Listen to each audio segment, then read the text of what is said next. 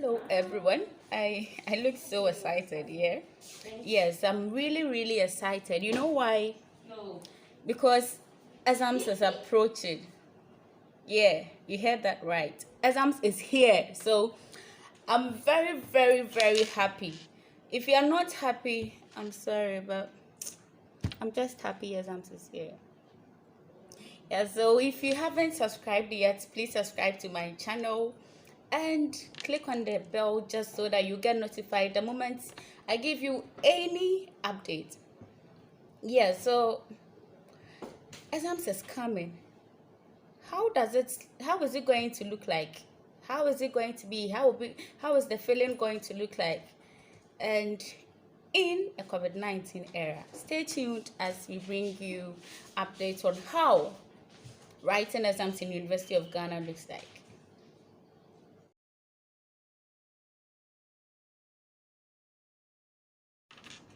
Writing exams at University of Ghana can be really frustrating, but it can be exciting also when you are ready for the exams. So you can also be in my shoes when you prepare so much for the exams and you know the do's and don'ts during your examination. So this video is going to take us through how exams looks like at the University of Ghana, the examination halls, the seating arrangement, the invigilation, the rules and regulations, what you can do, what you cannot do, time you need to sit before the exams, the time you need to leave, and everything about the exams. So you all are aware that you are going to write your exams on site. So you do the normal exams that we always do before COVID-19. But then this one is going to be a little different because we need to observe COVID-19 protocols. The examination rules. Each examination has its own rules. So we are starting with that.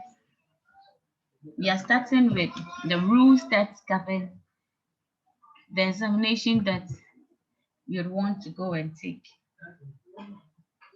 So these are the rules. You can find them in the regulations for junior members. We are part of junior members of the university, so you can find them in the regulation of for junior members. In page 57. Yes, page 57. No, it starts from page 56. So you get it from there. All the rules that governs the examination.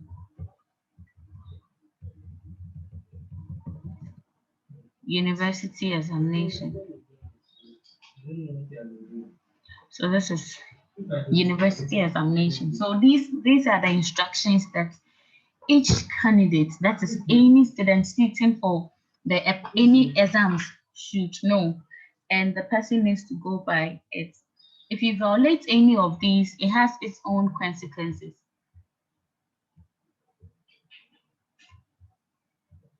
So the first one is a candidate for the first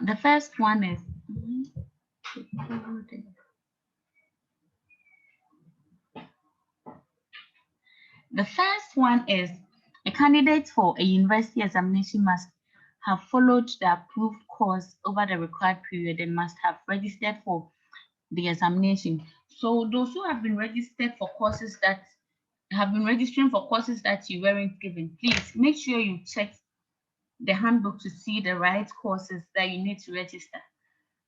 So you register for that particular course and you go and sit for the exams. The second one is the duty of the candidate to consult the daily timetable at least 24 hours ahead of time. So you see now we have the timetable out already.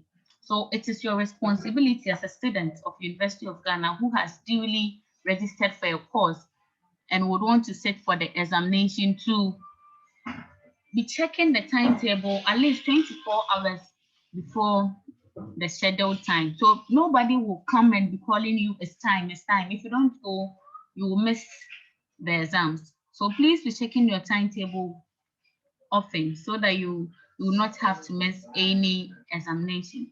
The third one, a candidate who reports an examination more than half an hour after its commencement shall be refused entry to the examination.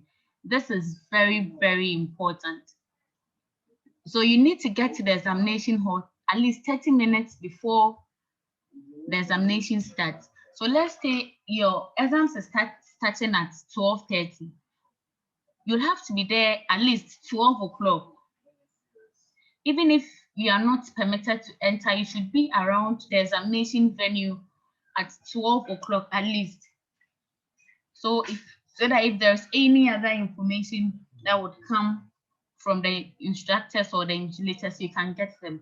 So if you get to the examination hall after 30 minutes after 12:30, so let's say you get to the examination hall at 1, when the exams is starting at 12:30, get to the examination hall at 1, you will not be allowed to enter and you will not be allowed to write the exams. Please take note of that. The fourth one, it shall be the candidate's responsibility to provide for himself or herself a pen, pencil, calculator, an eraser, or other approved materials as needed. It is also the candidate's responsibility to ensure that he or she is given the right question paper and other materials needed for the examination. So when you get to the examination hall, if you finally enter and they start sharing the question papers, you realize that you are supposed to take INFS 111, which is Information in Society. But then when the papers were shared, you've been given Poly 111, which is Introduction to Political Science. It is your responsibility to draw the invigilator's attention to the fact that you are a student of INFS 111 and you are in that examination hall to write INFS 111 and not Poly 111. If you don't do that and you sit there and you decide to continue with Poly 111, it would mean that you didn't write INFS 111 exams. The fifth one, an examination candidate shall not bring to the examination center or to the washroom of the examination center or to the immediate vicinity of the examination center any book, paper, written information, or mobile phones, tablets, or any other material device or instruments that's expressly authorized for the purpose of the examination. Any such material shall not be deposited at the entrance to the examination room or in the washroom or within a 50-meter radius of the examination center. So you don't need to, you can take your notes or any material that you want to be going through. Mether someone wants to be going through those materials whilst they are heading towards the examination hall. But make sure that you don't take those materials 50 meters closer to the examination center or the examination room or the washroom of that examination center. You might end up not getting the book after the exam, or if you are caught to, if you're not lucky and you're caught, you might be penalized for that. The sixth one is a candidate who is suspected of hiding unauthorized material on his or her person may be asked by the invigilator to submit to a body search. So if they realize, if any of the invigilators or anyone is suspecting that you have any unauthorized material, like a sheet of paper, a phone, or any other material that or device that is not allowed in the examination hall on you, you can be asked, the invigilator can ask you to come so that they search your body to confirm or to debunk it. The next one is smoking and drinking of alcoholic beverages is not allowed in the examination room. This is self-explanatory. No candidate shall enter the examination room until he or she is invited and or requested to enter the examination room by the chief invigilator and or his or her representative. So the exams is supposed to start at 12:30. You got to the examination hall at 11:30. It's not open. You've not been asked to enter, and it's not 30 minutes before the exam, so you cannot enter the examination room. The next one is candidates shall Candidates shall uphold the highest standard of civility and courtesy in an examination room and shall not flout the instructions of a chief invigilator or misconduct themselves in any manner. So you don't need to misbehave in the examination room. The next one, any examination candidate shall, for the purposes of identification by the chief invigilator, carry on him or her a valid University of Ghana student ID. Carry on him or her a valid University of Ghana student ID card, which shall be placed on the examination table to enable the invigilator ascertain the identity ascertain the identity of the person writing the examination. A defaced student identity card shall not be deemed valid for the purpose of identification. So, if by the time you write your exams, you don't have your student ID yet. I know level 100s, you might not have gotten your student ID yet. You need to pick your admission letter and get your proof of registration. Get your proof of registration and your admission letter. You see, your admission letter has a picture of you, so you can be identified with the admission letter and your proof of registration, which would confirm that you've been registered for that particular course. But then, if by that time you've received your student ID, pick your student ID. If you don't have your student ID, you will be refused to write the exams. You can't write the exams unless you get it. The next one, the chief invigilator shall refuse any candidate without a valid University of Ghana student ID card entry to the examination. So you see, I've said that already. The next one, no communication between candidates is permitted in the examination room. A candidate shall not attempt to pass, receive any information. Candidate shall not copy or attempt to copy.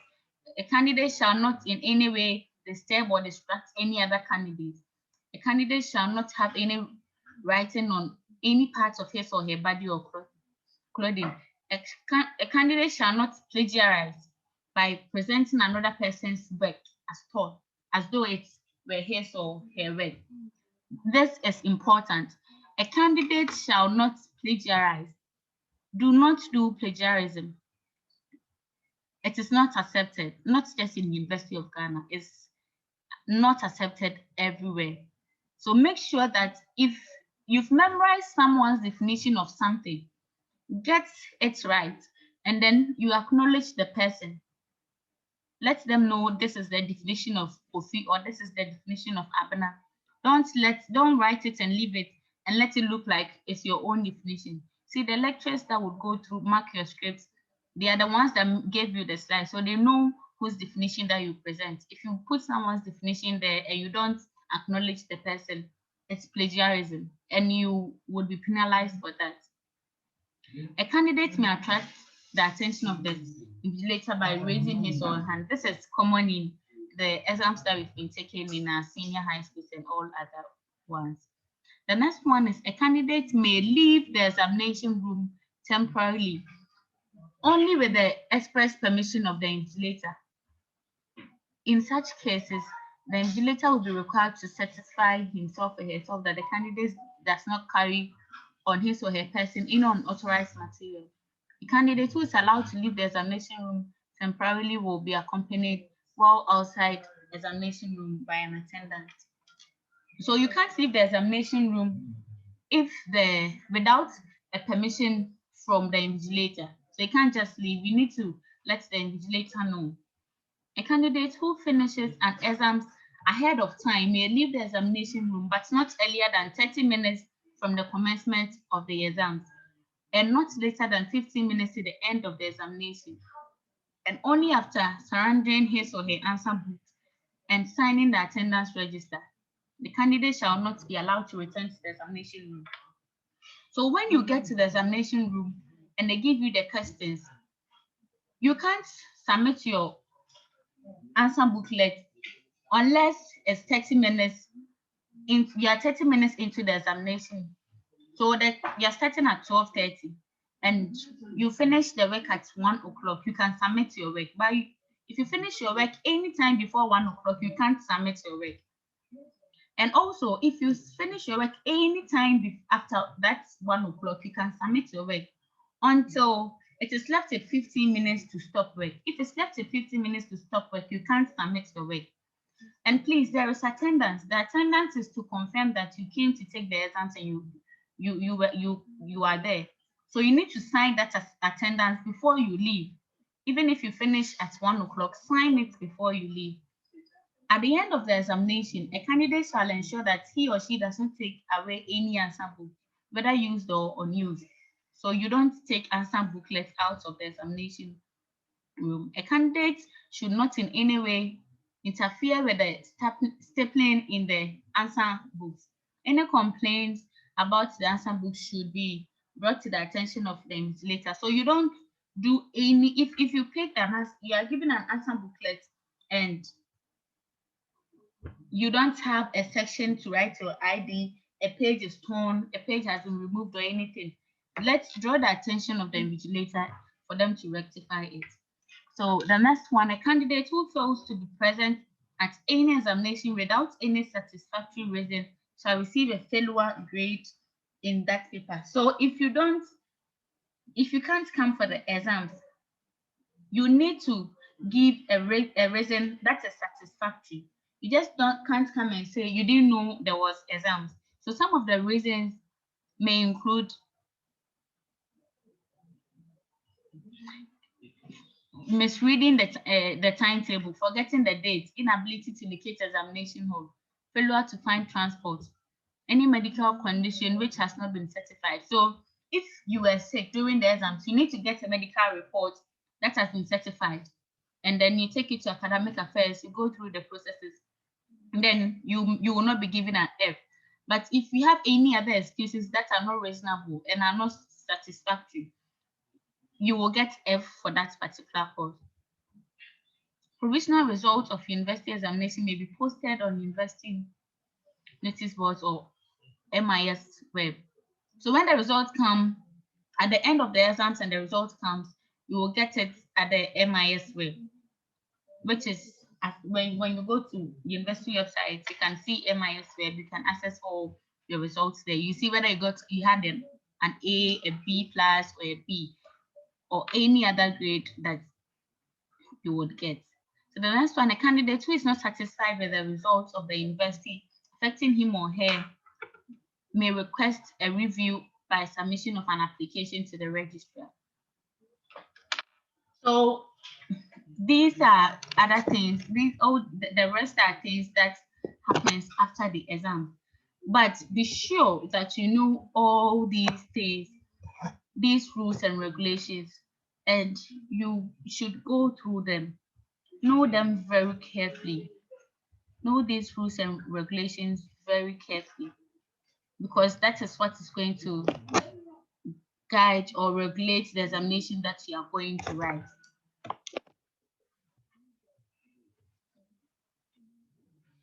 So a link to accessing this document will be at the description section. Please check there and then download the document. This is at page 54. It starts from page 54. So get that one and then read the instructions for yourself.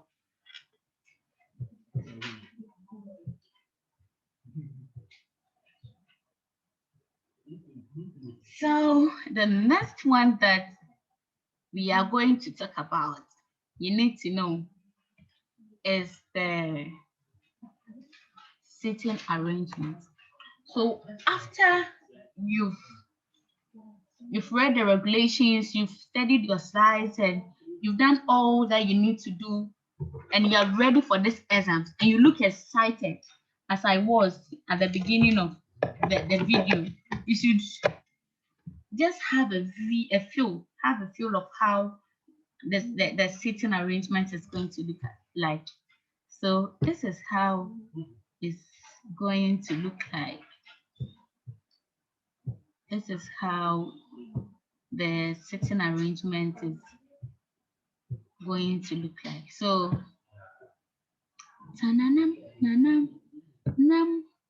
yes, so this is how the sitting arrangement is going to look like. Yes, so this is it. Let's zoom in so that you can see it very well. This is how it looks like. So one in some situations, like in those who will be using JQB, it might be a little uncomfortable, but this is how writing exams at University of Ghana is like. This will be the position. But you see, maybe fortunately or unfortunately, COVID-19 has set in. COVID-19 has set in, so things are going to change. You will not see all the things that you know the venue. Now there is social distancing. There are so many other things. So let me just give you a preview of how the new sitting arrangement may look like. Just get how the new sitting arrangement may look like.